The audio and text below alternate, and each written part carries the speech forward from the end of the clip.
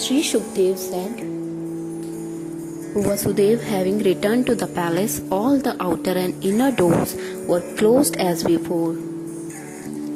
The guards of the prison woke up when they heard the newborn child cry. They hurried to report it to Kamsa, who fearfully waited the time of that childbirth. He quickly got out of bed and, distressed to think that the baby was his death, he went immediately to the place of birth with tottering steps and disheveled hair.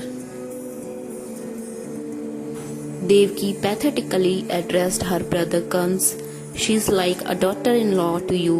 O blessed one, you ought not to kill a female child.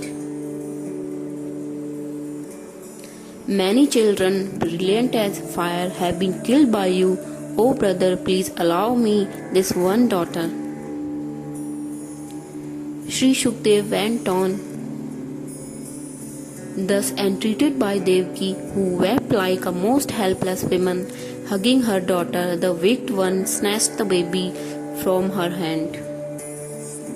Having abandoned all his familial affection, he took the newborn child of his sister by the legs and wanted to smash the daughter against the stone floor. Flying off his hand, the younger sister of Sri Krishna instantly rose to the mid-air and was seen in the form of a goddess with 8 mighty arms equipped with weapons.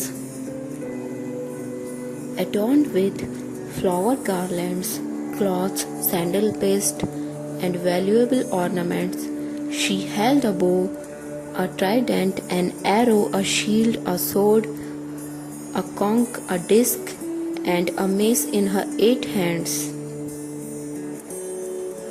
She said to Kamsa, "What's the use of killing me, O fool?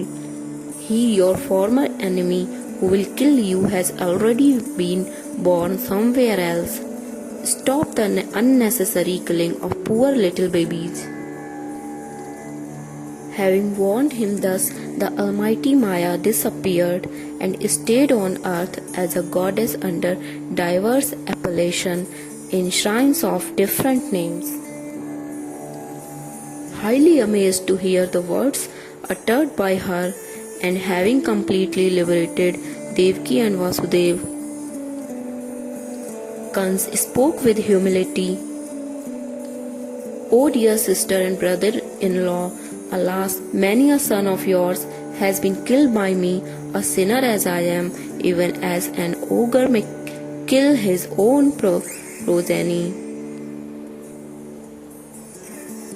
Not only human beings, but gods can speak a lie. Just because I believed the prophecy, I most sinfully killed all my sister's children. O blessed souls, do not lament your sons, who only reaped what they had sown in their previous existence. As a rule, living beings have to abide by their fate and cannot always live in the same place. Everything on earth and is produced from earth appears and disappears again.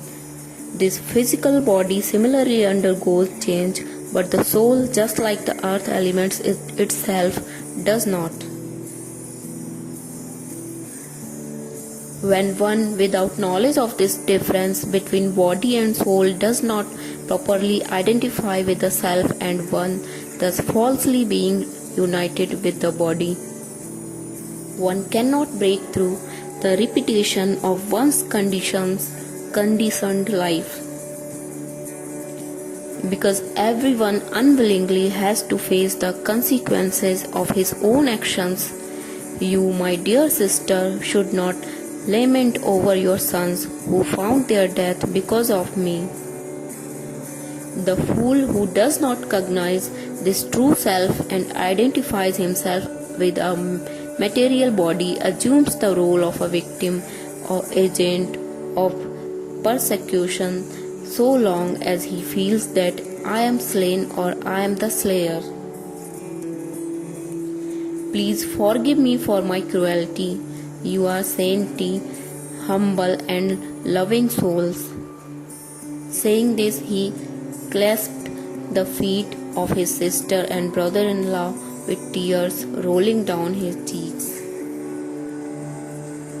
Trusting the words of Yogmaya, he released Vasudev and Devaki from their shackles and thus proved his heart for the family. Because he showed remorse, Devaki was relieved of her anger with her brother, and Vasudev also gave up his anger. Sri Shukdev said, after the night had passed, Kans called for his counselors and informed them about everything that Yogmaya had said.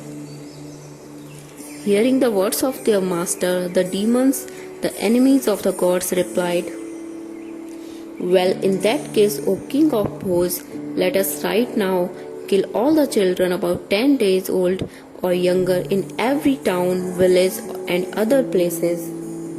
What can the demigods do in their fear to fight? What to say about the position taken by the so very powerful gods? Away from the fighting they can boast. And what of Lord Hari? He is living in seclusion in the heart of all. Should we fear Lord Shiva then? He is living in the forest. And Indra then? He is of poor strength. And Brahma, he always meditates. Yet we think that the gods do not deserve to be ignored because of their hostile attitude towards us. Indeed, Vishnu is the root of the gods and he stays where the eternal religion prevails. The scholars, the cows and the Vedas, the austerity, the truthfulness and the sense control, the equanimity, the faith, the mercy, the tolerance, as also the ceremonies are all parts of Hari. He is unquestionably the ruler of all the gods and the enemy of the demons, and indeed the indweller of all hearts. All the gods, including Shiv and the four-faced one, Brahma, have their origin in him. Really, the only way to prevent him is to persecute all his sages, devotees and saints. Sri Shukdev proceeded further. Having thus fully deliberated with his wicked advisors, the evil-minded demon Kans thought that the best thing he could do was to persecute the Brahmins and their followers. Commanding the demons who were fond of persecuting others and could assume any form they liked Kans, and then returned to his palace.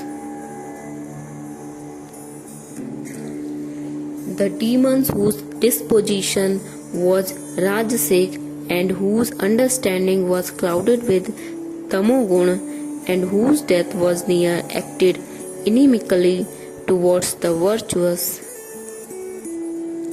The benedictions of a long life, fortune, glory, religious merit, his title to the higher worlds as well as his desired objects are all destroyed.